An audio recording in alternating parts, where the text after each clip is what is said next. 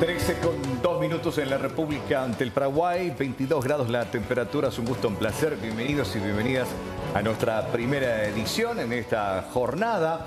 Tiempo parcialmente nublado, un caso raro el de hoy, llovió, ahora sol. ¿Cómo están? Estamos realmente bastante complicados. En cuanto al tiempo, un día estamos así, otro día amanecemos con lluvias y con atención frío, con frío porque se viene nuevamente el frío para los próximos días. ¿Desde el domingo? Sí, desde el domingo, sí. Bueno, y con esto también los casos que preocupan en niños pequeños, los brotes de bronquiolitis, que es una advertencia también, una atención para los padres, para los niños menores de 2 años, porque hay un brote de bronquiolitis que está afectando bastante a los chicos. Y el COVID que nos acecha. Totalmente. Hablan de una cuarta ola. Sí. No tanto así dicen ellos, tratando de minimizar, pero sí ya hay casos. Hay casos positivos y se confunde y se mezcla con el tema de la influenza. Claro, y se recomienda a través del tapaboca. Sí, por lo menos se sugiere. Pero ¿cómo va a estar el tiempo? ¿Cómo se viene el fin de semana para la Champions, ¿no? Para preparar el asadito, el SNT, a las 15 horas este sábado. ¿Nos contás? Vamos a ver cómo va a estar el tiempo. Primeramente hoy jueves y ya para mañana también, fin de semana. Vamos a ver también para ir planificando algunas actividades para los próximos días. 22 grados de temperatura, el cielo que permanece de esta manera nublado. El porcentaje de humedad evidentemente bastante alto, del 86%. Velocidad del viento a 7 kilómetros por hora, soplando desde el sector sur-sureste. Tarde, noche y madrugada con clima todavía inestable, lluvias por ahí. Vamos a tener esta térmica máxima de 24 grados ya para el horario de la tarde, noche y madrugada fresquitos y de cálido a fresco para la madrugada entre 19 a 18 grados. Vamos ya con el pronóstico extendido. Vamos a ver cómo se van a presentar los próximos 4 días con precipitaciones. ¿Sí? Para mañana viernes, mínima de 18, máxima de 22 grados. Atención para este sábado, la mínima ya descendiendo, 17 grados. La máxima de 22 para este domingo y la mínima de 16, la máxima de 20 grados. Y ya para el lunes, ¿sí? Atención con esto porque nuevamente el ingreso de un frente frío. Mínima de 14, la máxima de 20 grados. Atención, sí, atención con este detalle de aviso meteorológico vigente para este fenómeno esperado, lluvias con tormentas eléctricas moderadas, ráfagas de viento moderadas a fuertes. Y atención con esto porque también se prevé la ocasional caída de granizos, núcleos de tormentas que persisten sobre el territorio nacional, por lo que no se descarta la ocurrencia de fenómenos de tiempo severo de forma puntual en su área de cobertura durante la tarde de hoy jueves, zona de cobertura centro y norte de la región occidental, y los departamentos afectados son Presidente Hayes y el norte del Alto Paraguay.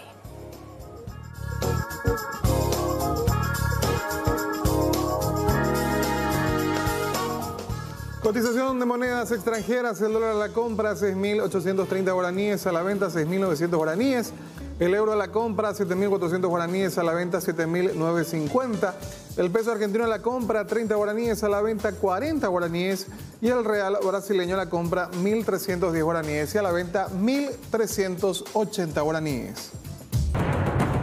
Esta es la época en donde las condiciones climáticas favorecen a que la transmisión de los virus estén a la orden del día. Tenemos un aumento de casos mucho más que el 100% en la última semana. Este fin de semana que pasó, de repente llovían llamadas para pedir socorro para cama de terapia para niños. Los pacientes vienen en un estado delicado con mucha insuficiencia respiratoria.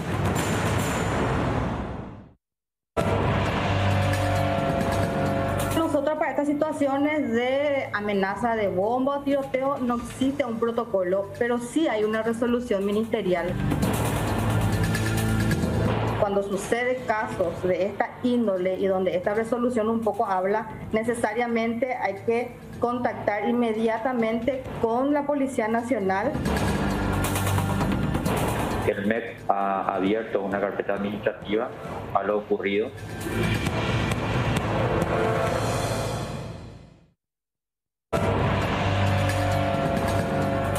Para estas situaciones de amenaza de... Bueno, la primera información tiene que ver esto con lo que ocurría entre comillas, amigos, porque si tenés un amigo como ese, ¿para qué querés enemigos? Marcos Hansen recibió una profunda herida de arma blanca en el brazo. El autor del hecho, su propio amigo. La víctima se encontraba compartiendo una ronda de tragos con su agresor, Ricardo Gauto. En un momento empezaron a discutir por cuestiones futbolísticas relacionadas al resultado del clásico. Evidentemente, uno era olimpista y el otro cerrista. Interín en que Gauto desenfunda un machetillo, no contento con las explicaciones de su amigo, y lo hirió en el brazo.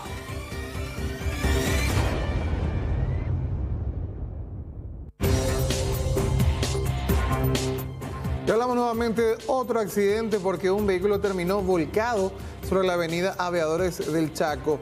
El vehículo era conducido por Carla Rebeca Acosta, se presume que quedó dormida al volante. Afortunadamente la conductora se encontraba sola en ese momento y resultó ilesa. El hecho solo arrojó daños materiales. Seguimos hablando de más hechos de violencia y en este caso entre menonitas, y esto que se daba en el departamento de San Pedro, un brutal hecho de agresión entre estos jóvenes. Estamos hablando de un joven colono que propinó golpes con puños y objetos contundentes a un hombre, provocándole heridas de gravedad con fuertes hemorragias.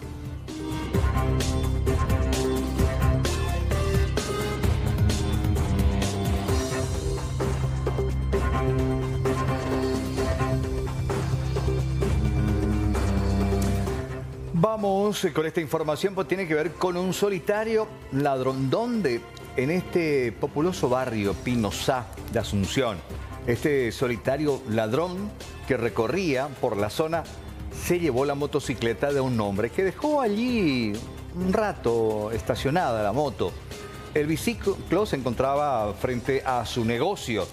Imágenes del circuito cerrado muestran el momento exacto en el que el marginal llega, se apoya como si fuera suya la moto para no despertar sospechas, hasta que intenta arrancar y finalmente se lleva el biciclo.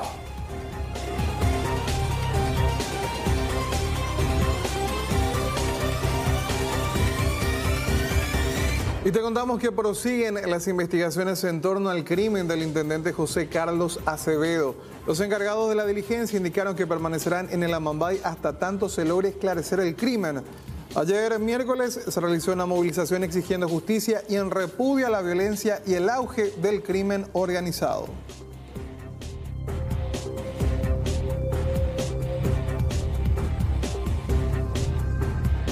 Y recomienda nuevamente el uso de tapabocas, lo que estábamos hablando, y por sobre todo intensificar las medidas de higiene, y esto en las instituciones educativas. El Ministerio de Educación y Ciencias recomendó nuevamente el uso de tapabocas ante el aumento de cuadros respiratorios. Como referencia, en una escuela de Asunción, más de la mitad de los estudiantes presentó víctimas y no acudieron a clases en los últimos días.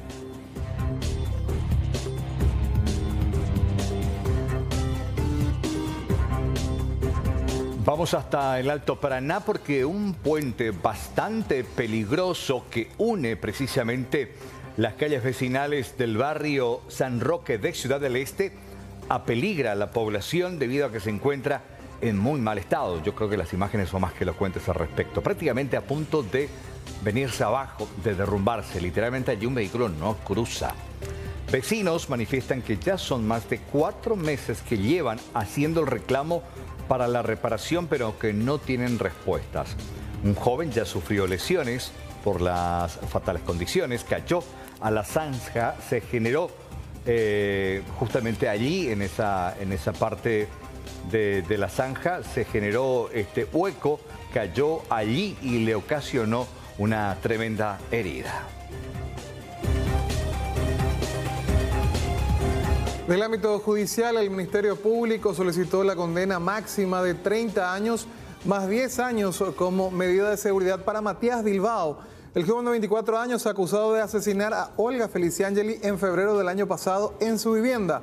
La sentencia para el supuesto asesino se espera que se concrete en el día de hoy.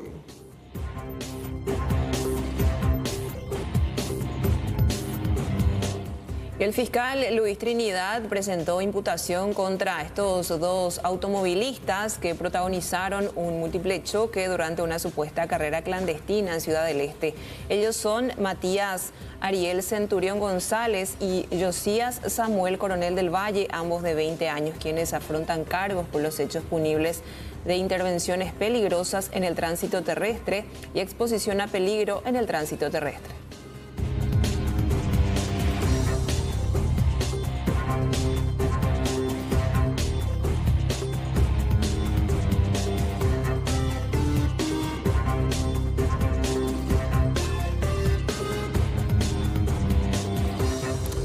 Y ayer hubo relevos en el Ministerio de Deportes. Bueno, finalmente ya hoy tomó la posta Diego Galeano Harrison, quien asumió como nuevo titular de la Secretaría Nacional de Deportes. Toma este cargo antes ocupado por Fátima Morales a 5 meses del inicio de los Juegos Odesur que se llevarán a cabo en Asunción. Recordemos que su antecesora renunció precisamente por supuestos roces en torno a la transferencia de fondos para los Juegos Continentales. Esto tiene que ver justamente con el Ministerio de Hacienda y otras instituciones. Bueno, de esta manera el tenista Diego Galeano Harrison tomó la posta y el desafío también de llevar adelante los trabajos en torno a Odesur.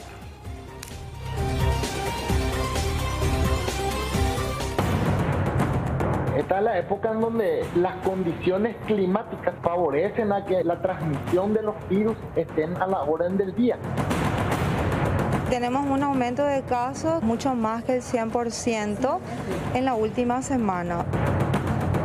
Este fin de semana que pasó, de repente llovían llamadas para pedir socorro para cama de terapia para niños. Los pacientes vienen en un estado delicado con mucha insuficiencia respiratoria.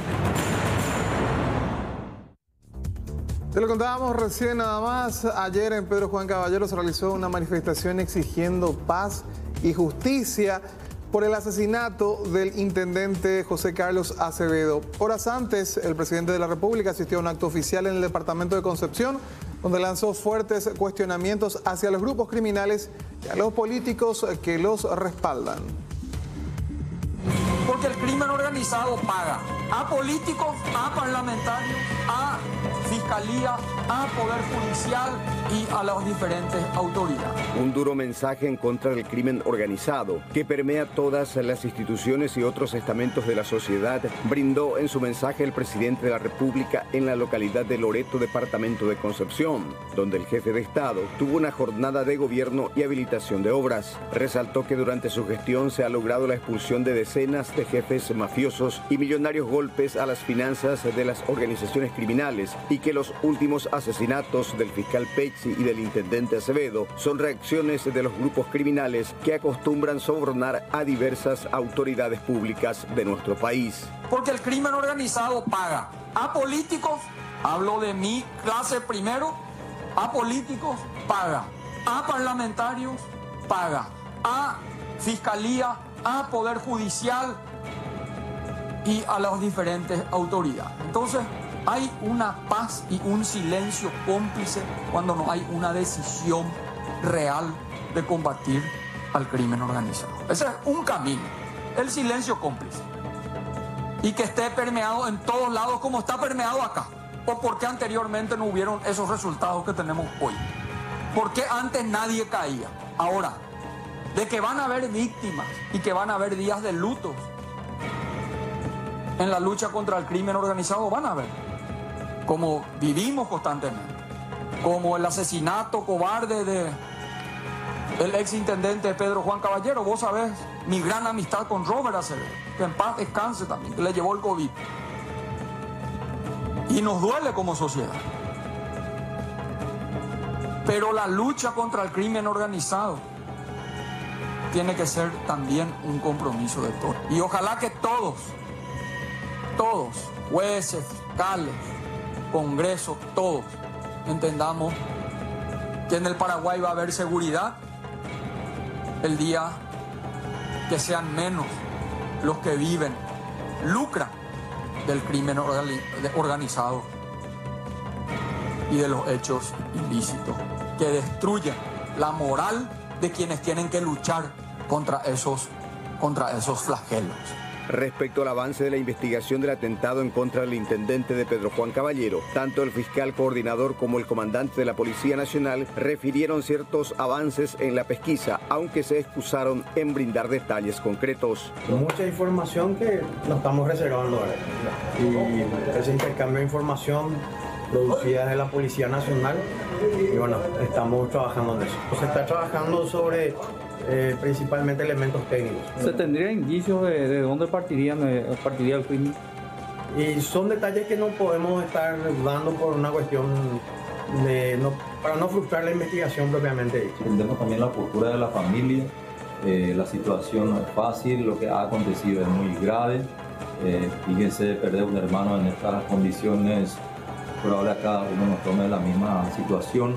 Comprendemos muy bien esa parte y yo como comandante comprometo a mi institución el doble de los esfuerzos, todos los recursos disponibles a la Policía Nacional va a estar trabajando, porque esa es la directiva que tenemos del gobierno nacional y también del ministro. Y una importante cantidad de manifestantes se congregó en la noche de este miércoles frente a la sede de la Municipalidad de Pedro Juan Caballero para repudiar el reciente crimen del intendente José Carlos Acevedo. En la ocasión reclamaron acciones concretas que permitan identificar tanto a los autores materiales como intelectuales de este hecho de sicariato y exigieron paz y seguridad para el departamento de la Mambay.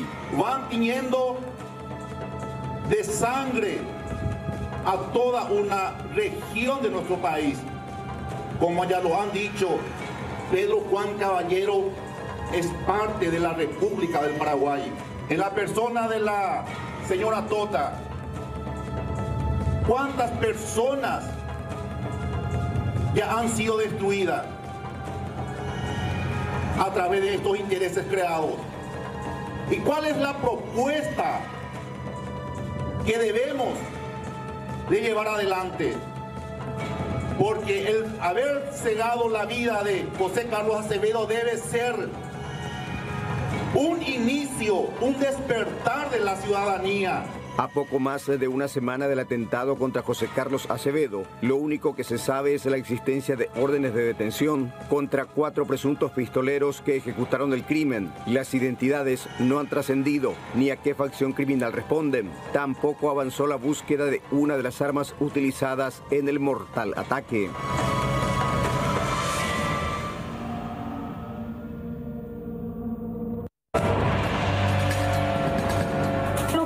Situaciones de amenaza de bomba o tiroteo no existe un protocolo, pero sí hay una resolución ministerial.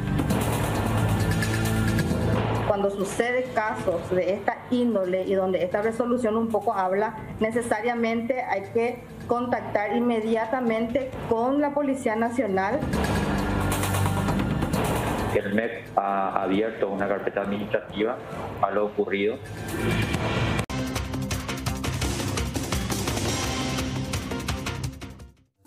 Bueno, antes que nada agradecer su tiempo, siempre muy diferente para con nosotros, la quitamos un poco de su rutina de trabajo, porque queríamos compartir esta charla con la doctora Cecilia Pérez, ella es ministra asesora de Asuntos de Seguridad de la Presidencia.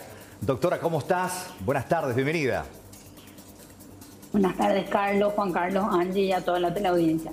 Bueno, doctora, concretamente, tengo entendido que usted participó en la reunión con una comitiva de la policía italiana que está por Paraguay, se los vio públicamente haciendo una entrega floral, incluso en el panteón del fiscal Marcelo Pecci. Tengo entendido que hay una investigación ahí, una conexión de la policía italiana con la paraguaya para ver si la mafia italiana pudo haber estado detrás de este crimen, doctora. Realmente hay una coincidencia de acciones. Yo estuve en Italia cuando ahora llegó la Guardia di Finanza aquí. Yo estuve en Italia en un evento de conmemoración del 30º aniversario de la muerte del juez Giovanni Falcone, eventos en los cuales, porque fue más de uno, recordaron al fiscal Marcelo Pecci, señalaron que él participó, estuvo formándose con los programas de Falcone Borsellino, que son programas de del ILA, que es el Instituto Italo-Latinoamericano, que es una organización internacional dependiente del Ministerio de Relaciones Exteriores de Italia. Y también tuvimos reuniones bilaterales de acciones concretas en la lucha contra el crimen transnacional organizado con el Ministerio de Justicia y con la Policía de Italia. Esa fue mi intervención, pero nuestro caso, nuestro esquema de trabajo es de cooperación internacional a un nivel estratégico político. No tiene puntualmente que ver con acciones concretas en el marco de la investigación del asesinato del fiscal Pecci. Esto es parte de la investigación propiamente del caso y eso solamente lo manejan los investigadores. Ministra, la información habla de que sería la mafia de Calabria. ¿Qué nombre tiene este grupo de mafiosos y cuál sería su rango de acción? ¿Tráfico de drogas, lavado de activos? ¿Qué hacen? Bueno, la 'Ndrangheta sí es la mafia de Calabria, el grupo criminal organizado calabrés que trabaja desde Italia y es el autor o a quien se adjudica el 60% de la cocaína que ingresa a toda Europa. Esa es la actividad principal a la que ellos se dedican y que también tienen sus otras derivaciones, lavado de dinero, tráfico de armas, etc. Sí, en este caso, ministra, estamos hablando de una conexión directa en cuanto a lo que tiene que ver con este grupo de criminales, con el PCC incluso y su rango de cobertura, digamos, en nuestro país en la triple frontera. Según los informes que son de público conocimiento, ¿verdad? Porque son información pública y un medio local ya ha publicado, sí ellos tendrían algún vínculo con el PCC. Entiendo que es en este contexto en el cual a nivel ya operativo era el fiscal Pecci, era el encargado de todo lo que tenía que ver con este grupo y sus vinculaciones con grupos vinculados o que operan en la región. Y eso él mismo lo contó, ¿verdad? Eso mismo lo confirmó el fiscal Marcelo Pecci. Por eso viene a colación justamente esta investigación y esta probabilidad, no decimos, pero no se descarta tampoco por el estrecho vínculo Pecci, la conexión directa entre Paraguay e Italia, la investigación a estos grupos criminales, el PCC con Mano Bermejo, que sabemos perfectamente, y usted mejor que nadie, tienen una tremenda injerencia en Paraguay, como que de repente las piezas van coincidiendo, doctora. A ver, nosotros tenemos el apoyo del gobierno italiano y de las autoridades europeas en las cuales el gobierno italiano también participa como cooperante, porque aquí el apoyo a las acciones del gobierno se dan desde las autoridades italianas y desde el pacto donde Italia tiene una participación importante en este programa de lucha contra el crimen organizado que es para América Latina desde la Unión Europea. En general, en cuestiones en particular, lo que nosotros aprovechamos es la experiencia italiana en su propia historia, ¿verdad? De hecho que el lunes se festejó, o sea, se hizo el evento del 30º aniversario de la masacre de Capaci cuando matan al juez Giovanni Falcone, que era uno de los que dirigía el pool antimafia y que termina con el encarcelamiento de 366 miembros de la Cosa Nostra hace 30 años. Esta historia de mafia y también de lucha contra el crimen organizado italiana es la que ellos nos ofrecen en su experiencia y por supuesto hay mucho vínculo con Paraguay y con Sudamérica, por eso es que tienen estos programas concretos para América Latina y el Caribe. Lo que tenga que ver puntualmente la 'Ndrangheta en toda esta estructura, su vinculación con el PCC, es materia de trabajos puntuales de las investigaciones abiertas al respecto, pero eso sí, yo les pido que me eximan de contestar cualquier pregunta sobre eso, porque eso tiene que ver con investigaciones concretas y también eso lo llevan los fiscales y la policía involucrada en todo. Realmente, ministra, vimos la fotografía de este grupo de policías italianos llevando justamente este ramo, estas flores a la tumba del fiscal Pecci. Nos imaginamos también la preocupación de las autoridades italianas por la presencia de este grupo ya en la zona y por qué no en nuestro país. Bueno, ellos están trabajando, ya estaban trabajando, hay que decirlo, con el fiscal Pecci sobre estas eventuales vinculaciones que podrían existir, pero eso es materia de investigaciones abiertas que solamente el Ministerio Público les va a poder contestar esas preguntas. Ahora sí, nosotros tenemos la coordinación de las acciones a nivel estratégico político con la cooperación internacional. Claro, sacando el contexto Pecci, para no afectar a la investigación fiscal, policial, usted como exministra, manejando el sistema carcelario, hoy como asesora de seguridad del presidente de la República, ¿tiene información concreta de que esa gente de Italia, ese grupo criminal mafioso, tiene tentáculos y vínculos en Paraguay a través de estos dos grupos criminales brasileños? ¿Detectaron por lo menos alguna comunicación o algo, doctora?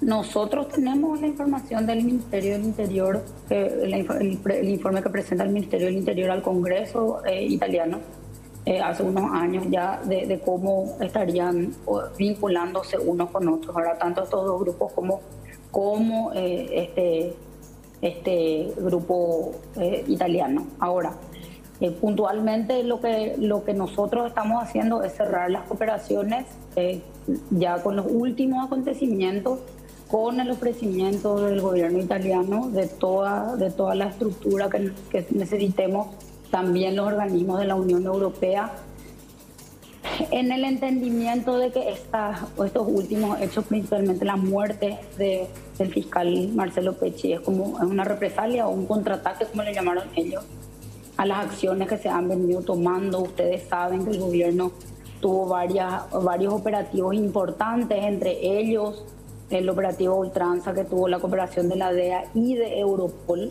Entonces, en todas estas acciones conjuntas, ellos creen que toman nuestra preocupación para pasar a una cooperación más estricta, más cercana, mayor, teniendo en cuenta este tipo de acciones, porque ustedes ya escucharon cuál es la postura del gobierno y del presidente de seguir la línea de la lucha contra el crimen organizado frontal.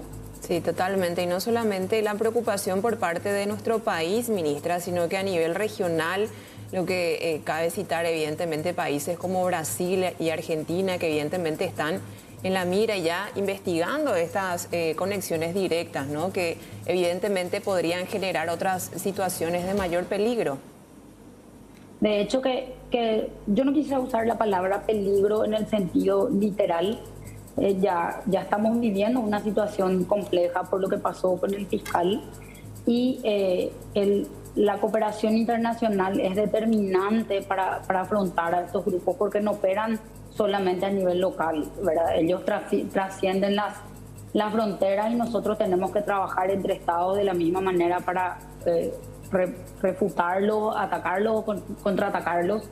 No podemos hacer los operativos solos y no podemos hacerlo sin intercambiar información e ir desarrollando aprendizajes nuevos, porque ese también es el interés de Italia, ¿verdad? Comprender a un nivel de especialización cómo funciona cada uno de los grupos que opera en esta región, y eso es lo que nos pidieron que nosotros aportemos y nosotros recibir el aporte que ellos nos puedan dar. Hablando precisamente del tema de la región, no hace mucho participé de un congreso, estará al tanto, organizado por la Fundación William Perry, la Embajada Americana, donde expertos de seguridad internacional participaron y justamente alertaron la preocupación en esta región sobre la fuerte influencia ahora de la mafia italiana, del Hezbollah, pero principalmente no ellos como célula, sino a través de estos dos, y quiero insistir, PCC y Comando Vermelho. ¿Qué se está haciendo desde el gobierno para tratar de mitigar de que esto crezca? Porque de instalarse ya están instalados estos dos grupos criminales que aparentemente o recibirían apoyo financiero, económico de estos grupos que están más allá de nuestras fronteras y que podrían poner en peligro nuestra seguridad interna, doctora. Bueno, de hecho ustedes son testigos primarios de los operativos que fueron realizados en todo este tiempo. El último y el más grande fue a Ultranza. con el cual el gobierno nacional aumenta la cantidad, conjuntamente con la Fiscalía y la cooperación internacional, aumenta la cantidad, una cantidad importante de incautación de bienes. También hemos triplicado la cantidad de incautación de cocaína en el periodo 2018-2022. Tenemos 38.000 kilos y todas las otras acciones que venimos realizando. Ahora nosotros estamos trabajando en la cooperación internacional, además de todas estas acciones. Los organismos más vinculados obviamente son los operativos, SENAT, Policía Nacional Antinarcóticos, que están trabajando precisamente en estos temas, pero los otros organismos también están trabajando en otros niveles, como podemos hablar de todo el trabajo que viene haciendo la CEPRELAC, que sabemos que no podemos ahondar mucho porque ellos tienen su sigilo y su confidencialidad en sus actuaciones, pero también la DNCP está desarrollando justamente con el programa Falcone Borsellino una actuación de elaboración de un plan de prevención de lavado de dinero en compras públicas. Eso no tiene precedentes en la región y esto está recibiendo el apoyo justamente del gobierno italiano en el desarrollo de este esquema, ¿verdad? Nosotros tenemos que trabajar en todos los ámbitos y eso es lo que hemos aprendido, lo que se ha aprendido de todo lo que es el crimen transnacional organizado, ¿verdad? Podría citar un montón de otras acciones que han venido desarrollando todos los organismos del gobierno. A pesar de las precariedades, todos sabemos lo que es la pospandemia a nivel presupuestario. Ahora vemos que hay un esfuerzo conjunto en modificar ciertas leyes en las cuales en algún momento vamos a necesitar que den un apoyo presupuestario. Entonces estamos trabajando en una reingeniería para poder cubrir todas esas necesidades prioritarias. Y en este sentido lo vamos a seguir haciendo hasta que termine el periodo de gobierno. Excelente. Doctora, como siempre, muy amable, éxitos, buen resto de jornada y muchas gracias por su tiempo. Muchas gracias a ustedes, que tengan buena tarde. Igualmente, gracias, la doctora Cecilia Pérez. Bueno, esta situación que evidentemente nos pone en jaque nuevamente a todos, hablando de la mafia italiana y de sus nexos directos ya con nuestro país, incluso hablando cuando la ministra era, en este caso ministra de Justicia, ya comentaba acerca de estas investigaciones que conectaban directamente a estas organizaciones criminales, a estos grupos de mafiosos italianos, directamente con sus acciones criminales en nuestro país. Exactamente, hablamos de la 'ndrangheta, nos decía la ministra, y encontré una nota de diciembre del año pasado en la que el fallecido fiscal Pecci hablaba justamente de la presencia de estos grupos por la zona. Decía que no hay que descuidarse de la versatilidad que tienen estas organizaciones en alianzas coyunturales cuando hay dinero, objetivos y negocios ilícitos. Claro. Toda asociación criminal es posible. Eso decía Pecci en diciembre del año pasado, los estaba investigando. Exactamente, y también la aparición de la policía italiana, fue a rendirle un homenaje, esa conexión, esa investigación. No se descarta nada, hasta ahora no hay nada concreto, y si la hay, la tienen los investigadores, pero hasta ahora no se descarta absolutamente nada. Y bueno, hablamos justamente que Pecci era el nexo directo a la investigación, se había referido un par de ocasiones. Recordar que la droga se trafica desde aquí, son grupos criminales que operan en Paraguay, por eso se hace mención al Comando Vermelho, se habla del PCC, pero finalmente los reales financistas son estos grupos mafiosos, que son los que ponen la plata, y estamos hablando de millones y millones de dólares. Entonces cualquier tipo de pérdida importante obviamente les genera roncha, y más todavía si hay una investigación fiscal o un SAR que está detrás de ellos. Totalmente, Carlos. Hablamos de la mafia de Calabria, la mafia calabrese, decían justamente los investigadores, conocida como 'ndrangheta, que podría ya estar en nuestro país trabajando, y se habla inclusive de esta conexión con el asesinato del fiscal Pecci. Bueno, seguimos con más informaciones. Y vamos a hablar de esta noticia positiva, Juan Carlos, televidentes, porque finalmente la guitarrista Berta Rojas recuperó su guitarra. Sí, la rojita. El país entero estuvo conmocionado porque es la guitarra, entonces la compañera, la que la acompaña a todos sus grandes festivales, su gran compañera reapareció. La tenemos ya a Berta Rojas. Agradecemos su tiempo. Yo no sé si está en Washington, está en Asunción, porque sabemos que recorre, y esa sonrisa nos delata que Bueno, reapareció la Rojita. Hola Berta, ¿cómo estás? Buenas tardes. Buenas tardes, muy emocionada, muy emocionada. O sea, es que el instrumento con el que pasás 4 o 6 horas en el día practicando se convierte finalmente en tu voz, ¿no? Y esa voz se había perdido, ¿no? Por un poco más de un mes.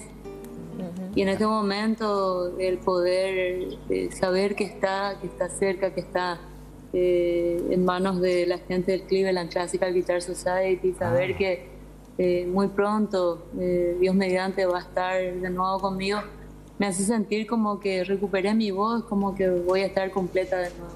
Sí, como que recuperaste parte de tu ser, de toda esta tu carrera que estás llevando adelante ya desde hace tanto tiempo. Y qué felices nos sentimos realmente que recuperaste nuevamente la Rojita. ¿Hace cuánto tiempo que ocurrió todo esto, Berta, y cómo se dio la recuperación? Fue una cosa muy, muy increíble porque empecé a recibir señales concretas en la misa de la Virgen María Auxiliadora. Ah, mira. Al terminar la misa, las señales que creíamos que no eran ciertas terminaron siéndolo. Y ayer, al terminar la conferencia de prensa, tuve la certeza de que la guitarra era mi guitarra, que la guitarra estaba bien y que ya estaba en manos del Cleveland Guitar Society. Entonces, digamos que fueron 2 o 3 días de trabajar la pista, de concretar el encuentro del instrumento con el Cleveland Guitar Society, y hoy ya la certeza de que el instrumento está con nosotros. Doña Berta, para que la gente que no conoce un poco la historia de la Rojita, ¿hace cuánto tenés esa guitarra? ¿Cuándo empezaste a practicar con ella? ¿Cuántas presentaciones tuviste ya con la Rojita? Es muy difícil decir cuántas presentaciones tuvimos, pero sí te puedo decir que son 60 países, ¿no? Oh, sí. Y se dice rápido, pero no es así. Y son 14 años, ¿no? 14 años de crecimiento, 14 años de andar por el mundo, ¿no?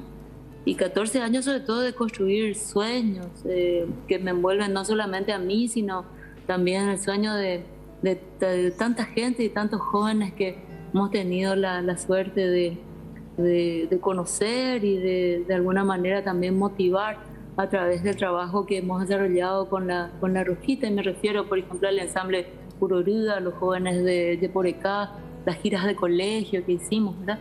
Mucho trabajo a nivel nacional también que hicimos con la Rojita, además de haber tocado la danza paraguaya en estos 60 países que te mencionaba antes. ¿Hay una historia detrás de la Rojita, aparte de ser tu compañera? No sé, ¿llegó de manera especial a vos? ¿Fue un obsequio? ¿La compraste? ¿Ahorraste? ¿Qué historia hay detrás de esa guitarra que tanto afecto te une a ella? Bueno, cuando estás tocando conciertos y estás en una carrera, digamos, internacional, hay muchos luthiers que te acercan a vos, ¿verdad? Y te muestran sus instrumentos con por ahí la ilusión de que toques, que te acompañe ese instrumento, ¿no? Y yo me fui a tocar a un festival en Irlanda y Michael O'Leary me mostró esta guitarra. Él es un luthier irlandés y es a partir de ese momento que yo me enamoré de ese instrumento. Y él ya me hizo varios otros instrumentos, pero ninguna le reemplaza a la Rojita. La Rojita tiene una fuerza, una convicción, tiene una elegancia y a su vez también que es una guitarra muy potente, es una guitarra muy dulce. Entonces todas esas características son muy difíciles de encontrar en un instrumento. Entonces nunca la he cambiado por esa razón. Mira que ella ya mostraba mucho daño en la tapa. Vos te vas a dar cuenta que la guitarra ya resiente el transcurrir de todo este tiempo de trabajo, pero yo nunca le iba a cambiar por la imagen, ¿verdad? Yo nunca pensé en cambiar el instrumento y siempre pensé que si Michael O'Leary llega a ser un instrumento que suene más que la rojita, entonces sí la voy a considerar. Sí, pero mientras tanto no. Sí. Qué emocionante realmente esto que estás contando, porque evidentemente siempre fue tu compañera, la rojita, y vemos precisamente a un costado que tiene la tricolor, y eso realmente nos emociona y muchísimo más, ¿verdad? Viste que la tricolor está intacta, ¿no? Sí. La tricolor está intacta. Y o sea, es que después del concierto en New York me regalaron los paraguayos de New York. Yo toqué en una sala muy hermosa en New York, la 92nd Y. Búsquenla, es una sala de 1000 personas, una cosa impresionante, ¿verdad? Y vinieron muchos paraguayos a ese concierto y al terminar me regalaron una tricolor nueva. Porque la tricolor que yo tenía estaba bastante ajada del paso del tiempo, ¿no? Y entonces mis amigos de New York me regalaron esa tricolor, ¿verdad? Entonces en noviembre está la nueva tricolor y ahí está intacta en la caja de la rojita. No, yo no te puedo explicar la emoción que siento. Doña Berta, dijo 60 países, 14 años. ¿Cuándo y dónde va a ser el reencuentro de la rojita con Berta Rojas ante su público? Y bueno, yo espero que llegue para el primer concierto que tengo ahora, que es el 16 de junio en París, que ahí toco el programa del nuevo disco Legado en París, que vio nacer a una de las mujeres a las cuales el disco está dedicado, que es la gran Ida Presti. Así que si llega para ese concierto, entonces ya la voy a llevar conmigo a París. Y si no, será el recital que voy a tocar en el Teatro Municipal, que es el 28 de julio. Y después nos vamos a Encarnación a la semana siguiente. Ahora la gente del Cleveland Guitar Society me dice, donde sea que estés, vamos a ir a llevarte la guitarra, ¿verdad? Porque la gente de Cleveland sintió mucho que sucediera esto mientras estaba visitándoles, ¿no? Lamentaron mucho. Entonces en este momento que tienen la guitarra con ellos, van a volar seguramente a traerme la guitarra, si no a Paraguay, pues entonces le van a llevar a Meli Peña, que está viajando para acá y que la puede traer con ella. Así que en breve seguramente ya tendré el instrumento conmigo. Qué gusto. Finalmente, sobre el tema de la rojita, porque queremos hablar también de tu nuevo material. Ellos se encargaron de localizar, encontrar, apareció, en manos de quién, porque estos son instrumentos que no terminan en cualquier mano, ¿sentido? Gente que entiende sabe qué es lo que tiene en las manos y obviamente es un grupo reducido el que puede adquirir o no, ¿sentido? ¿Cómo finalmente se dio su reaparición? De lo que te puedo compartir, porque la persona que finalmente nos entregó el instrumento nos pidió su espacio y la discreción del caso, ¿verdad? Entonces, de lo que te puedo comentar es que es una persona que compró el instrumento. Y averiguó quién era Michael O'Leary, averiguó quién era Berta Rojas y se dio cuenta que había acabado de comprar un instrumento robado. Bueno, No supo qué hacer, entonces se creó un perfil falso en Instagram y a través de ese perfil falso escribió. Mira. Y yo no le presté atención porque era un perfil falso. Me fijé en el perfil y tenía un seguidor, ¿verdad? Entonces no respondí. Y ahí es que dos amigos míos, a quienes les agradezco justamente en el posteo que hice hoy, una persona en Argentina y una persona en Massachusetts, mirá los extremos de las Américas, ¿verdad? Me dicen, Berta, nosotros estamos conversando con él porque fue un posteo público, con esta persona, no es con él, con esta persona. Y creemos que tenés que escribir, ¿verdad? Y entonces le escribí y bueno, y así es que se dio todo. Ya luego continuó el Cleveland Guitar Society y ellos hicieron todos los arreglos pertinentes, ¿verdad? Qué bueno. Y con el detective Soros, que es el detective que llegaba a este caso, que hasta el final acompañó todo este proceso. Mirá, qué historia, hasta para escribir un libro, ¿no? Realmente. Las peripecias de la rojita, cómo termina finalmente. Y qué buen corazón también, porque se dio en Estados Unidos y allá hay una tremenda conciencia al respecto. Se sabe perfectamente el peso legal que tiene el tener un objeto robado. Yo creo que también por ahí, porque es un instrumento valiosísimo hay una denuncia pública. Yo creo que la conciencia también por ahí, por eso creó y quiso deshacerse cuando se percató del origen turbio. Pero bien porque volvió. Pero pudo venderla de nuevo, ¿verdad? La guardó, esperó, vio la forma, ¿verdad?, de proteger su identidad y asegurarse también que podía retornar el instrumento sin, ¿verdad?, con la culpa que le generaba todo esto. Sí. Berta, así que nada, yo creo que hay algo también de una buena persona finalmente, ¿no?, que compra ese instrumento y que también fue herida en su buena fe de alguna manera. Sí. Bueno, finalmente esto que se pudo dar y el reencuentro evidentemente en unos días más. Ahora comentanos, Berta, acerca de esta tu nueva producción musical. Me pasaron esto, Berta Rojas honra la música, 2 pioneras de la guitarra clásica con legado. Comentanos más sobre esto para ir cerrando esta linda nota contigo. Bueno, este es el nuevo disco que grabé, que presenté justamente ayer, que ya está disponible en todos los canales de streaming, ¿no?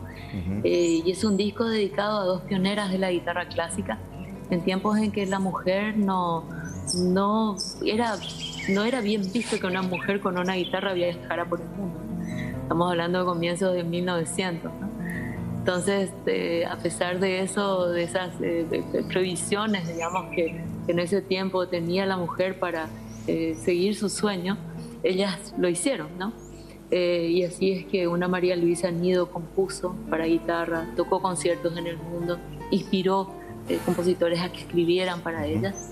Y lo mismo con la maestra Ida Presti, que vivió apenas 42 años, francesa, y esos 42 años le bastaron para mostrar las virtudes que la convirtieron en una de las virtuosas más grandes que ha tenido la guitarra en su historia. Entonces la música que escribieron ellas, música que les fue dedicada a ellas, es lo que forma parte de este disco que se llama Legado. Berta, contentísimos contigo, celebramos esta buena noticia, esperamos ver de nuevo pronto a La Rojita contigo en escenario. Desde aquí te enviamos un fuerte abrazo, éxitos, bendiciones. Muchísimas gracias por darme este espacio y por la oportunidad también de compartir una buena noticia, una linda noticia, una noticia que no sé, nos llena de esperanza y nos muestra que hay partes de nosotros que son mucho más hermosas que las malas noticias que nos rodean. Abrazo gigante, Berta. Sí, Berta, nuestro respeto de siempre, gracias. Muchísimas gracias a ustedes. Gracias, Berta Rojas. Bueno, qué buena noticia, ¿no? Y la manera en la que se dio, ¿no? Sí. Hasta... de película. Claro, sí. Extraída de películas, de esos casos de robo, cómo aparece, quién compra. La emoción de Berta al relatarnos esto, se nota, impresionante el cariño que le tiene a La Rojita. 14 años de viajar, 60 países nos dice a nosotros, se dice fácil, pero no es. No es así. Bueno, 13,57, 22 grados la temperatura. Más noticias.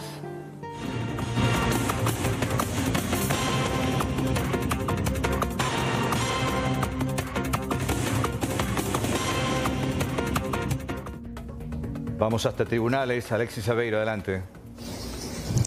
Acaba de ser condenado Matías Fassardi a 30 años de prisión más 10 por medidas de seguridad. Acaba de escuchar la condena. Esta es la reacción que se está viviendo. Va a ser trasladado a la cárcel regional de San Pedro. El tribunal de... ¿Quién no? Dice, se corrige en privado y se felicita en público.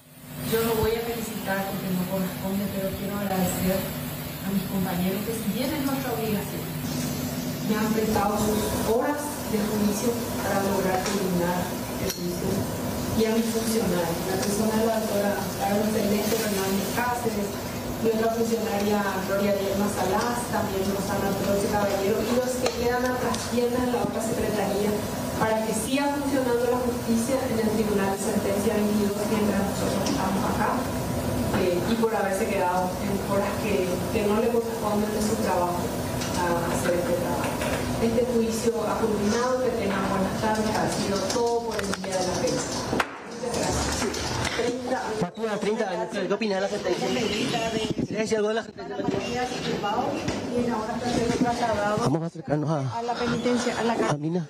De Emboscada, donde va a guardar reclusión. Mina, conforme con la sentencia. Sí. Pero si puede hablar. Estamos conformes. Es la pena máxima que se le puede aplicar a una persona tan cruel y tan peligrosa. Pero obviamente nosotros vamos a ser condenados ya de por vida a sufrir la pérdida de un ser demasiado querido para nosotros. 30 años más 10 de seguridad. Así es, creemos que es lo que corresponde, ya no vamos a recuperar a nuestra hermana, a nuestra abuela, tía, pero queremos evitar que otra familia corra el mismo peligro, el mismo riesgo. Debemos valorar y defender la vida. Una condena ejemplificadora. Espero que así sea y sobre todo protectora para el resto de los seres que todavía mantenemos la vida. Pero un poco de alivio también, Mina, ya que no le van a recuperar, pero por lo menos como familia. Sí, absolutamente. Se hizo justicia y sobre todo se hace justicia para que otros no pasen por lo mismo que pasamos nosotros. De verdad, más que nada es para... Nosotros queríamos proteger nuestras vidas y la de todos los ciudadanos para que una persona de alta peligrosidad no esté libre. Así que agradecemos la justicia. Usted dijo... Así es. Conforme, evidentemente. Súper conforme, o sea, dentro de lo que fue la justicia, de lo que abarca nuestra pena máxima, estoy conforme con el resultado. A mi madre no la recupero más, pero por lo menos, así como dijo mi tía, a otras familias vamos a evitar que este asesino vuelva a estar en las calles por lo menos en 40 años. Y realmente estamos muy conformes con ese resultado. El verlo cara a cara en el juicio también genera un impacto en la familia, volver a encontrarse con un agresor, con un asesino. Así mismo, para mí es una impotencia tenerla acá a 2 metros, a este tipo que le mató la vida a mi mamá con 18 puñaladas y agonizó al momento de su muerte. Eso nadie, y lo deseamos nadie, por eso esperábamos que esto sea la pena máxima que podamos implementar. En un momento, según él, la pericia dio inclusive signos de arrepentimiento o de alejarse también del consumo de... Nunca, en un momento, ni un momento habló ni una sola palabra de este criminal. Por eso necesitamos que esto pague con la mayor culpa que se puede implementar acá en este país. Gracias. Agradeciendo primeramente a Mina Feliciángel y después al hijo de Olga Feliciángel y la mujer que fue cruelmente asesinada. Reiteramos rápidamente, el Tribunal de Sentencia acaba de condenar a Matías Bilbao Fasardi a 30 años de pena privativa de prisión más 10 de medida de seguridad. En sus argumentos inclusive hablaba de que no hubo muestras de arrepentimiento ni de dejar el consumo de drogas. Es considerada una persona peligrosa tanto para sí mismo como para toda la sociedad. Ya el Tribunal de Sentencia también de esta manera dispuso su traslado inmediato a la cárcel regional de San Pedro. Juan Carlos, Angie. Bueno, esta es la pena máxima establecida en nuestro sistema jurídico. La pena máxima es de 30, también la posibilidad de levantar 10 años más como medida de seguridad cuando el tribunal se percata que la persona va a seguir siendo un peligro para la sociedad después de esos 30 años. Por ende se establece esa pena de seguridad. Se había modificado esto con el tema de la silla de secuestros, de muertes, sí. Como nuestra Constitución no establece la... Un caso... Sí. Un caso emblemático también que había modificado las medidas de seguridad e implementado guarda relación con el primero calificado como feminicidio, que es la causa de Adolfo Trote en cuanto al asesinato de su esposa. Estamos hablando de algunas condenas emblemáticas y esta pasa a ser una de ellas, Carlos, a partir de ahora. Claro. Por la hazaña, por la actitud, por la mente criminal del asesino y por sobre todo porque en ningún momento dio señales de recuperación o de reinserción a la sociedad. O de arrepentimiento, por lo menos, como dicen. No, sí. Arrepentimiento, por sobre todo. Sí. Imágenes realmente muy fuertes de la familia luego de recibir esta sentencia. Ellos esperaban evidentemente justicia y lo que relataba también este recuento realmente terrible de lo que ocurría ese día fatídico cuando Mina Feliciángel iba a encontrar ya muerta a su hermana de 18 puñaladas. Ella se encontraba durmiendo, la víctima en este caso, sí, durmiendo en el momento en que se produjo el robo y por esta razón evidentemente se considera también este asesinato que fue por puro placer, ¿sí? La mató de esa manera. Recordar, Angie, también una situación que se presentaba días antes del asesinato de Olga Felicia Ángel, y este mismo joven había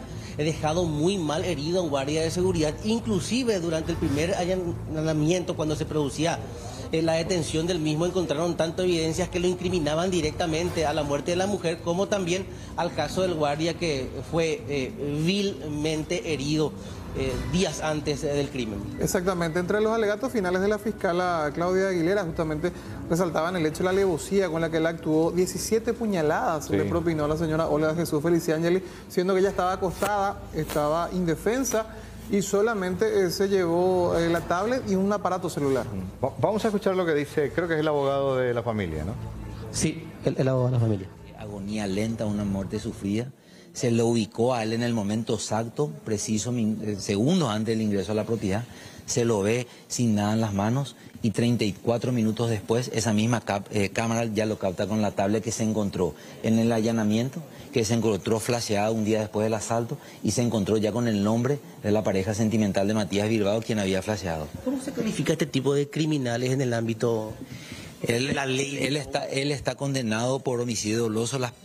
El tribunal le dio la máxima pena por la alevosía, la premeditación, la fuerza, la intención, el sufrimiento que le dio a la víctima. 30 años más 10 años por una cuestión de peligrosidad.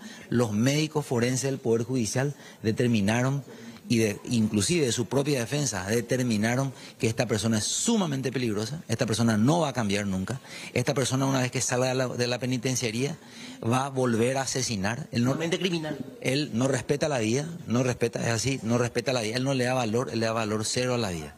Si algo le molesta, él puede asesinar. Y la consulta que hicimos al tribunal, y el tribunal evaluó las pruebas, ¿qué pudo molestar o qué pudo reaccionar a este criminal, a este asesino, al entrar al domicilio de la señora Olga Felicia Ángel, encontrándole acostada, dormida a las 5 de la mañana? Sin posibilidad de reacción. Sin posibilidad de reacción, una persona ya grande, una persona descansando, aprovechando esa situación, él actúa de esa forma. Entonces, con tanta hazaña. Con tanta hazaña, con tanta violencia, con tanta intensidad criminal, y bueno, todo eso fue valorado y hoy tenemos 30 años de pena privativa de libertad y 10 años de medida de seguridad, que la sociedad va a estar protegida de este delincuente, de este asesino. Gracias, abogado. El abogado José Domingo Almada, también abogado querellante, abogado de la familia, acompañando todo este proceso. Carlos, compañeros. Sí, bueno, estaba haciendo memoria, estábamos hablando acá, no recuerdo, no son muchos los casos, sería muy interesante desde la aplicación de esta legislación del Código Procesal Penal sobre la inclusión de los 10 años, cuántos, y creo que son contados con ambas manos, la cantidad de casos donde un tribunal valoró todo esto y terminó aplicando 10 años más, 40 en total. Es mucho tiempo en la cárcel, y es un muchacho joven. Sí.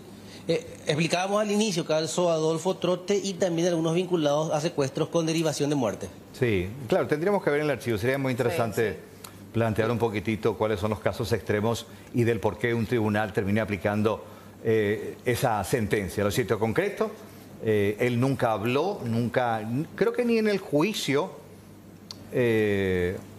dio testimonio. Carlos, justamente eso expresaba el tribunal de sentencia, que cuando tuvo la oportunidad de expresarse, él no quiso hacerlo. Ya. Sí, sí. Bueno, ya la presentación de los alegatos finales para, posterior la aplicación de esta condena ejemplar. Bueno, presumo que ya el sistema penitenciario va a determinar dónde se va. Va a la cárcel de San Pedro, eso dispuso el juzgado. Ah, ya dispuso el juzgado. Pero evidentemente a veces también ya dispuso que sea remitido a la cárcel regional de San Pedro, pero muchas veces también se dan situaciones con respecto a los lugares, el horario. No creo que inmediatamente él sea trasladado, porque ya son cerca de las 14, es un viaje de cerca de 4 horas aproximadamente, llegaría después de las 17, el horario de ingreso de internos es precisamente ese límite entre las 17 y las 18. Supongo yo que tras los trámites del Departamento Judicial de la Policía Nacional, él va a ser ingresado tras su viaje a San Pedro. Bien, excelente. Gracias, Alexis. Estuvimos siguiendo de cerca este juicio justamente y bueno, como siempre, en vivo e indirecto con la información. Alexis, un abrazo. Hasta luego, señor. Bueno, Hablando nada más acerca de los antecedentes, que justamente hablábamos de casos emblemáticos, uno que se dictó también sentencia en septiembre del 2017, recordarán este caso de una pareja que fue hallada culpable de matar a un joven realmente placer, ¿no? por placer. Ahí sí. está. Que fueron catalogados como los primeros psicópatas. Exactamente, el primer caso, sí, que mataron en este caso por mero placer. Sí, sí, me acuerdo. Bueno. Uno de ellos se suicidó en la cárcel. No, yo no recuerdo si era la mujer o el muchacho se suicidó en la cárcel, sí. De esta pareja, que había sido sentenciada a 40 años. Sí. Y hay que decir que no tienen posibilidad de salir por buena conducta, no existe ningún tipo de posibilidad. Son 40 años. Sí, 40 años, sí, 40 años, sí. Así literal. hasta el final. Bueno, hacemos una breve pausa, ya volvemos. Porque los chicos tienen que reforzar todas las medidas y todos en general, la ciudadanía, en cuanto al uso del tapabocas y las medidas de higiene. Desde el Ministerio de Educación y Ciencias se recomendó nuevamente el uso de tapabocas en instituciones educativas ante el aumento de cuadros respiratorios. A modo de tomar como referencia la situación en las instituciones educativas, llegamos hasta la escuela Adela Esperati. En esta institución, casi todos los alumnos utilizan el tapabocas, pero hay una particularidad que se ha presentado en las últimas semanas. Por lo menos la mitad no está asistiendo a clases debido al reposo médico que tienen o cuadros gripales que están desarrollando. De hecho, los docentes explican que eso no es un inconveniente a la hora de la evaluación, pues se tiene muy en cuenta el proceso que hacen los estudiantes, por lo que esa prueba evaluativa de la famosa primera etapa no necesariamente debe darse ahora. Se puede esperar, recuperarse bien y posteriormente retomar los estudios. Nuestra evaluación es de proceso, se suma día a día, porque el alumno faltó una semana y justo en una prueba escrita, eso no va a dar una nota negativa si él ya tuvo un proceso, ¿verdad? Cuando vuelva, se le evalúa, se le vuelve a dar el espacio a ese niño para esa pruebita, porque las pruebas escritas que vamos a tener ahora ya van a ser como un cierre. Como antes, profe, que todo depende de ese examen. Exactamente. Eso ya es para cerrar nada más la etapa, una pequeña prueba de 5, de 8, de 10 puntos según el grado, ¿verdad? Todo el proceso, 70% ya se hizo en el proceso. Época bastante difícil con las enfermedades respiratorias y entonces las orientaciones que a las maestras siempre le brindamos es que no se quiten el tapaboca adentro, porque también se empezaron a enfermar algunas profes, ¿verdad? Porque las mamis igual, muchas envían a sus niños enfermitos. Y llegamos a tener días que el 30% del alumnado nomás asistía, porque le arrasó más o menos una gripe bastante fuerte con muchos niños. Algunos inclusive llegaron a bronquitis, porque esa es también la consecuencia cuando no se reposa. Tos, catarro, secreción nasal. Tuvimos inclusive que enviar a niños, creo que era un niño con dolor de oído. Siempre estuvimos teniendo lo que llamamos filtros de supervisión al inicio, ¿verdad? Las profes, inclusive los que traen tapaboca, porque por orientación de sus padres, muchos hasta ahora no dejan de usar. Tenemos alumnos que sus padres les solicitan que tengan todo el día, ¿verdad? Entonces la profe les hace bajar un poquito, ¿verdad? Y les mira, ¿verdad? Entonces a veces ya encontramos inclusive niños que por sus tapabocas ya tiene todo secreción, ¿verdad? O sea que a veces los padres también le piden que no se quiten, pero para tapar también, para que no veamos. Entonces querría aprovechar un poco que están acá y apelar un poco a esa conciencia de los padres para que los niños que están con enfermedades respiratorias queden en la casa, que reposen. La mayoría tienen tapaboca y los que no tienen nosotros los otorgamos, ¿verdad? Porque tenemos tapaboca dentro del grado. Tenemos nuestro botiquín. Se habla un poco con ellos, se les explica, ¿verdad? Sí, desde ayer ya le estamos hablando que volvimos otra vez con la obligatoriedad de usar el tapaboca. Se escucha de repente que alguien tose por ahí, hay casos, ¿no? Sí hay. Estamos locos en la época de esa gripe común. La mayoría de los chicos son alérgicos. Tienen con más razón, ¿verdad? Pero nosotros le avisamos a los padres que si tiene ese cuadro gripal no tiene que venir a la escuela. porque al volver a la escuela es que le contagia a todos, ¿verdad? En el documento de la resolución del Ministerio de Educación y Ciencias hablan de la dimensión de bioseguridad, donde recomiendan a los docentes y estudiantes el uso de tapabocas dentro del aula en atención al aumento de cuadros por infecciones respiratorias. Las puertas y ventanas deberán mantenerse abiertas en todo momento, asegurando la ventilación cruzada. Además, cada estudiante deberá llevar sus enseres de uso personal y su propio envase de agua. No se compartirán vasos ni otros utensilios. Además, atribuyen la responsabilidad a los docentes, a los encargados de compartir con los chicos, que en caso de observar algún cuadro respiratorio, sea este leve o grave, notificar al centro de salud más cercano para el seguimiento epidemiológico.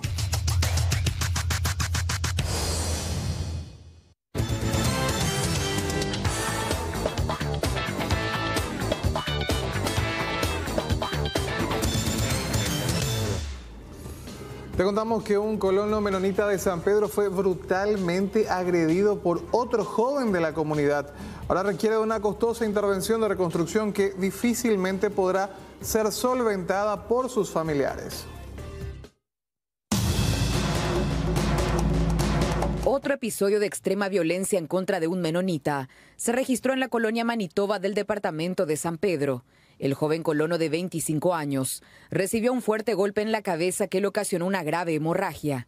La víctima fue derivada hasta el Hospital General de Santa Rosa de la Guaraú, donde permanece internado. Fui golpeado el domingo en la noche, bastante mucho, sí. ¿Dónde ocurrió eso? En la zona 52. Sí. ¿Él está internado desde ese domingo acá? Sí, desde el domingo en la noche está internado acá, sí. Prácticamente le rompieron las caras, la nariz. No, le rompieron todita, le molinaron todito, le molinaron. Ahora está ingresó en terapia, tu hijo. No, en terapia, en cirugía. En cirugía. Ahora sí le está haciendo para ponerlo, hacer la placa y eso, ¿verdad? ¿Y ustedes saben quién fue el autor? Sí, saben todos, saben todo. ¿Cómo se llama el autor? La fiscalía y todos saben ellos, ¿verdad? Saben todo, pero Cornelio Hibbert. ¿También de esa colonia? Sí, de esa colonia también, sí. ¿Ya tuvieron un problema antes? Tuvieron un problema antes y un tipo lo que según me llegó una nota, que ya fui pegado, ya él pegó ya mucho a otro joven y mi hijo quería ofender a los jóvenes, la menor de edad, por eso digo él, según yo entiendo, ¿verdad? Según el resultado de los estudios médicos, el joven agredido presenta fracturas de consideración en el rostro y va a requerir de placas especiales, cuyo valor oscilaría por los 50 millones de guaraníes.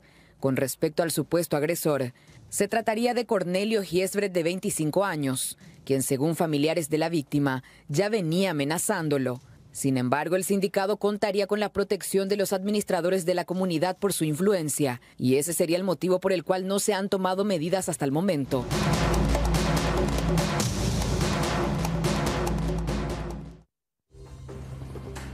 Bueno, y mucha atención con esto y por sobre todo precaución al momento de ir a este lugar, porque estamos hablando de un puente que se encuentra en pésimo estado, que está al borde del derrumbe prácticamente y que une calles vecinales en el barrio San Roque de Ciudad del Este. Apeligra a todos los pobladores debido a que se encuentran en muy mal estado. Prácticamente de esta manera, a punto de venirse abajo. Vecinos manifiestan que ya son más de 4 meses que llevan haciendo el reclamo para la reparación, pero no tienen respuestas.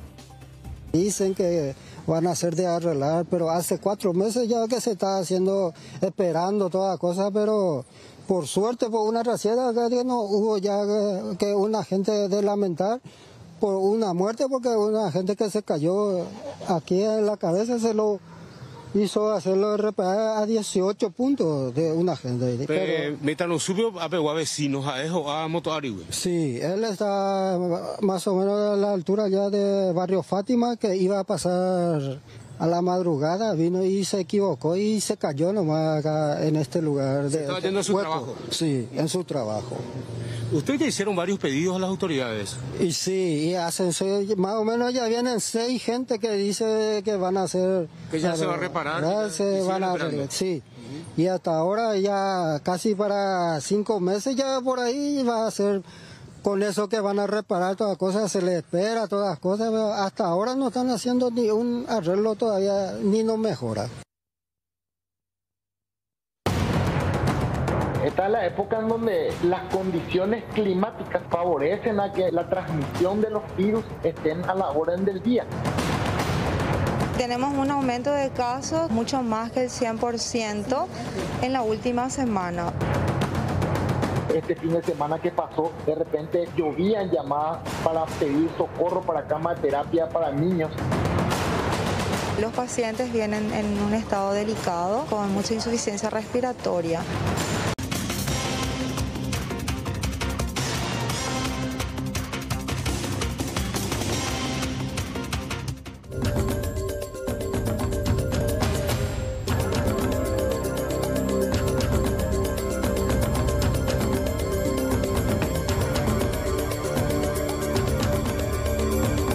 Bueno, imágenes de este circuito que muestran la manera violenta en la que motoasaltantes atracaron a este joven. Lo tenemos al tío, justamente, de la víctima, Víctor Bordenave. Víctor, ¿me escuchás? Sí, Carlos. Bueno, estamos viendo millonario asalto. ¿Esto dónde, cuándo ocurrió, Víctor? ¿Quién fue la víctima? En este caso fue la víctima mi sobrino Manuel Villamayor. Esto ocurrió el día de hoy a las 10:24 aproximadamente, según los cámaras de circuito cerrados. ¿Dónde ocurrió? En la ciudad de Capiatá, en la ruta entre Areguá y Capiatá. Don Víctor, para conocer un poco los detalles, ¿su sobrino venía de dónde, del banco? ¿Cuánto dinero llevaba? Mi sobrino venía del banco a hacer una transacción para pagar proveedores y materiales. Fue a efectivizar un cheque efectivizar del banco, y al salir del banco presumiblemente le estaban ya pisteando, digamos, los asaltantes. Estamos hablando de un botín importante, 80 millones de guaraníes, don Víctor. Así mismo. Ya, y evidentemente manejaban la información de que estaban trasladando esta importante cantidad de dinero y van directamente ahí. Precisamente estamos observando el momento en que con un arma de fuego desciende uno de ellos y se apodera directamente ya del botín. Sí, efectivamente, justamente con los policías que nos vinieron a tomar todo, a librar el acta, toda la denuncia. Presumiblemente estas personas ya están haciendo, creo que ya el tercer asalto en la misma zona, ¿verdad? Y son las mismas personas, evidentemente se maneja, ¿verdad? Solamente que no están pudiendo dar todavía con el paradero, digamos, de los nombres de estas personas, pero creen que ya estarían ya teniendo ya más información y en poco tiempo estaríamos teniendo alguna novedad, me dijeron. Del banco de donde retiró la plata hasta la casa donde ocurrió, más o menos, ¿qué distancia hay para presumir que ya lo seguían desde allí? Y nosotros estamos en el kilómetro 24 y esto sería en el kilómetro 21 más o menos, el banco. Ajá. Digamos más o menos sobre la ruta 2 de un banco muy importante. ¿Su sobrino le habló acerca de si se dio cuenta que lo estaban siguiendo, si notó algo extraño en el banco ya después del robo? No, nada nos notó. Justamente él me había comentado que había cambiado de rumbo, inclusive cambiado de ruta, justamente por la cantidad de plata que traía, ¿verdad? Porque fue la primera vez que le están asaltando a él. Yo ya sufrí un asalto, digamos, con toma de rehén hace un año aproximadamente en mi domicilio, que es sobre la misma calle en donde ocurrió esto. Ah, ¿no es la primera vez que son víctimas de un hecho de violencia? No. La primera vez ya nos asaltaron con toma de rehenes, estando apuntando los asaltantes a mi hija por la cabeza, ¿verdad? Y esta sería la segunda vez que sufrimos esto en un año. Exactamente. ¿Y en aquella ocasión cuánto llevaron, Víctor? En esta ocasión tuvimos la suerte de que no teníamos nada en la casa. Normalmente nosotros no nos manejamos con efectivo. Esta es la primera vez que hemos efectivizado, porque hoy teníamos que comenzar una obra y entregar a mis personales para hacer los pagos correspondientes, los materiales y comprar de materiales, ¿verdad? Ya, y obviamente en aquella ocasión presumo que más que nada el golpe psicológico para toda la familia de haber vivido una situación de toma de rehén. Así mismo, como esta vez, ¿verdad? Ahora nos estamos superando porque yo estaba en el lugar del momento del asalto. Se vi en el video, se ve cuando salgo, yo soy de la remera blanca. Cuando yo le advertí, porque yo tengo circuitos cerrados, digamos, en la cuadra, ¿verdad? Y yo ya me percaté que ya se tiró el motosaltante de la moto, y en eso yo le advertí a mi sobrino que atienda porque le estaban por asaltar, ¿verdad? Y él ahí en ese momento es la que él se asustó. Llama mucho la atención el hecho de que sabían hasta el bolsón, van directo a un bolsón blanco, aparentemente cae algo del dinero en el piso, don Víctor. Sí, efectivamente, lo que justamente yo le había consultado a mi sobrino si él nos llevó la mochila que nosotros normalmente solemos llevar, y me dijo que no. Él salió con el sobre que le habían entregado en el banco en mano, y nosotros presumimos que alrededor del banco le estaban ya pisteando, ¿verdad? Esta gente, o sea que le estaban ya mironeando al vehículo. Capaz que no íbamos a ser la primera víctima, capaz que podía ser otra víctima también, ¿verdad? Qué terrible realmente, porque estamos hablando de un emprendimiento familiar, una empresa que evidentemente está manteniendo a muchas familias, y una tremenda impotencia para todos ustedes, ¿no? Es una impotencia muy grande, porque imagínate que todo el daño, aparte de lo psicológico, también en el ámbito financiero también nos golpea bastante, ¿verdad? Porque nosotros tenemos una empresa ya hace más de 10 años, vamos creciendo de manera escalonada, y en realidad todos somos familiares entre los que trabajamos. ¿El dinero no estaba asegurado, don Víctor? No estaba asegurado, lastimosamente.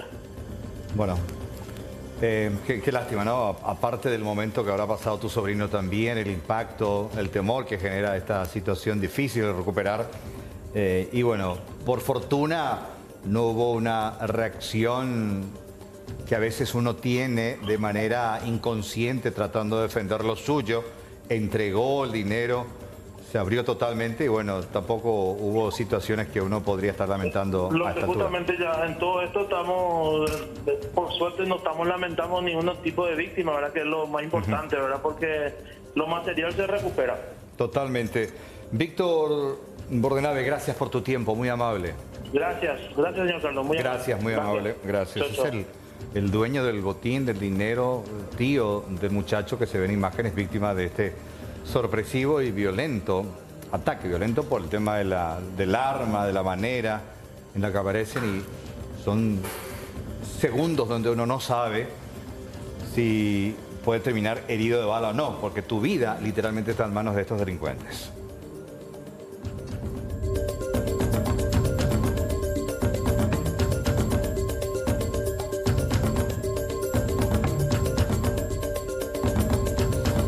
Vamos al ámbito internacional, porque en la ciudad de Manta, Ecuador, también fue asesinado un agente fiscal y su acompañante. Este hecho se suma a otros tantos episodios criminales registrados en ese país.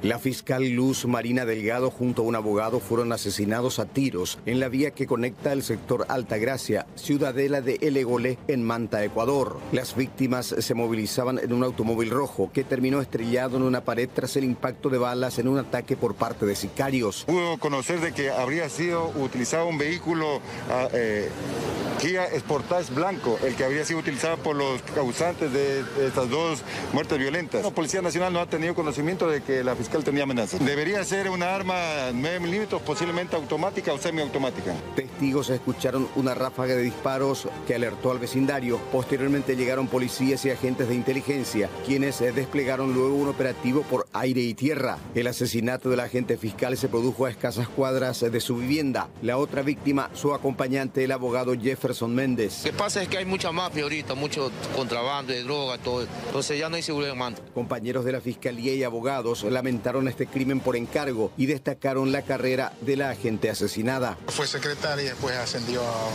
mediante concurso al cargo de fiscal, y lamentablemente lo ocurrido. De una gran fiscal, de una gran funcionaria. Cifras oficiales se dan cuenta que ya van 152 muertes violentas en la provincia ecuatoriana de Manabí en lo que va del año. La Fiscalía General informó en un comunicado la apertura de una investigación y expresó su rechazo a cualquier intento de amedrentamiento, ratificando su respaldo al trabajo de investigación que realizan los distintos equipos fiscales en el país. También formuló un llamamiento a la Policía Nacional y demás entidades encargadas de velar por la seguridad ciudadana y prevenir la comisión de delitos.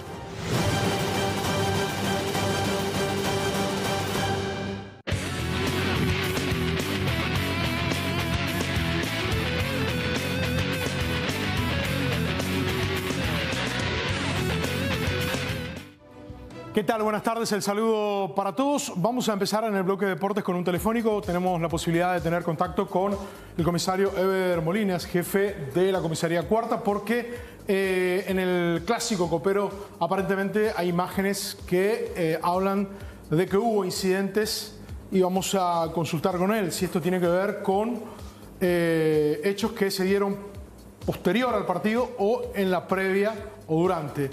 Buenas tardes, comisario Eber Molinas. Nos saluda Martín Fernández. Buenas tardes, Martín, para su teleaudiencia. También aquí estoy con Juan Carlos, con Angie Prieto, con Carlos Troche. Las imágenes que se hicieron virales pertenecen al partido copero, eso es evidente, pero ¿se dieron posterior a la finalización del encuentro, comisario? Sí, según los datos que tenemos también. Como estoy hablando con el encargado de la parte de seguridad del Club Cerro Porteño, la imagen que está corriendo es finalizado del encuentro deportivo. ¿Tiene que ver otra vez con la interna famosa de Comando La Plaza, comisario? Y siempre hay rivalidad entre las barras. Sí.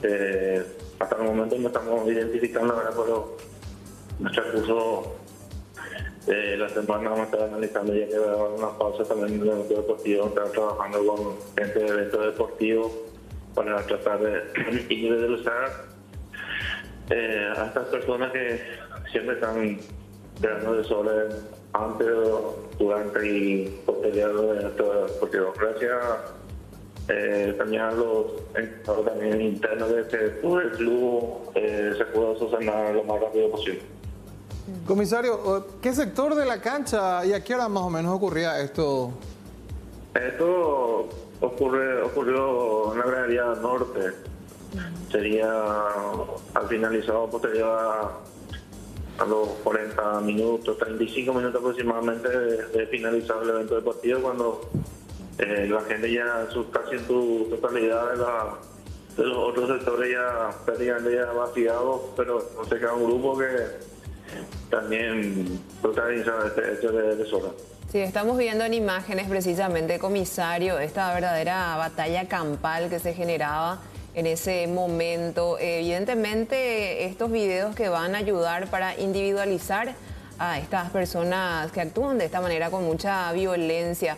Ahora, ¿se reportaron heridos, personas que fueron atendidas luego de este incidente? No, ninguna persona presentó ningún tipo de denuncia, tampoco yo personalmente tuve hasta que se cierre prácticamente el local en sí del club. Ninguna persona fue derivada a un centro asistencial. Comisario, ¿se sabe que a nivel institución Cerro posee cámaras varias para identificar personas y demás?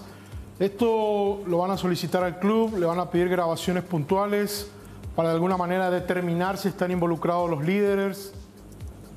De hecho que sí.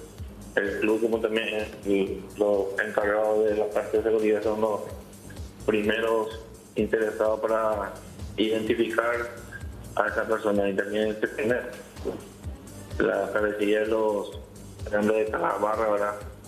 Y lastimosamente, en vez de ser una fiesta deportiva, cada persona hace ese tipo de desorden después de finalizado un evento deportivo. Comisario, ¿cuál es el agente del Ministerio Público que está llevando a cabo las investigaciones? En la unidad especializada contra la convivencia y el deporte. No tengo a mano para el nombre, ¿verdad? Pero siempre trabajamos con ellos. Perfecto, comisario. Gracias por esta nota. Vamos a estar atentos a las próximas horas si hay detenidos, si hay más datos acerca de este caso. Gracias, señor.